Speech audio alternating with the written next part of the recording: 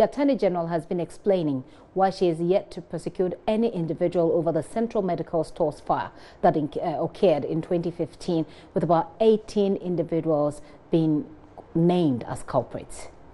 There seems to be a perception out there that perhaps there is some conspiracy to kill that case. Speaking for myself, that cannot be the situation. This suspected arson took place in 2014. As many as 18 or so accused persons are on the docket as suspects, involving many drugs of different values.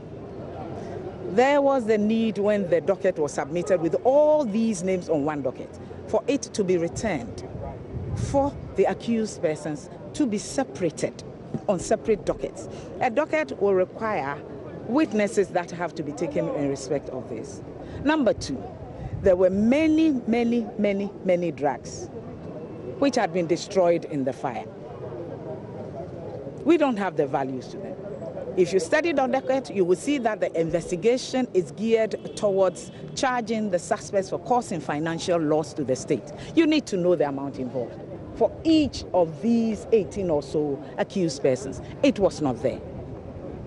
Instructions were given that you must give us the figures, separate what drugs you allege they have, because there was a lot of this happened on the suspicion of malfeasance taking place there.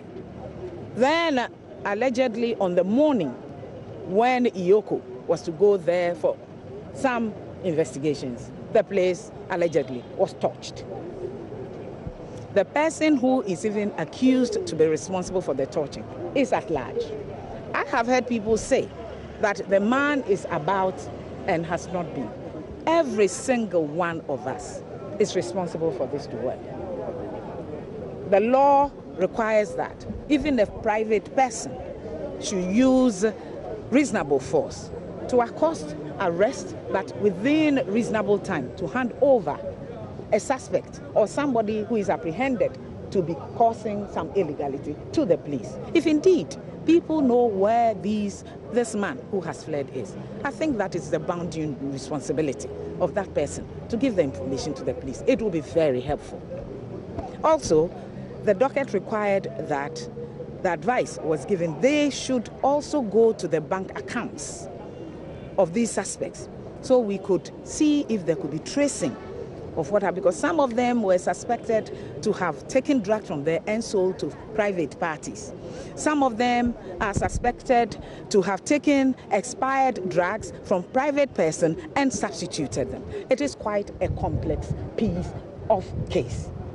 And we need their assistance. We don't investigate. We need the assistance of the investigators to do these things before we can proceed. I have gone to this length to explain this instance so that you can have a fair idea what it takes to prosecute a matter. So it is not true that dockets are brought and we see that. There's a lot of forwards and backwards that goes on, because when it is submitted, you want to see what possible offenses the evidence on the docket can support. Gloria Kufu's Attorney General.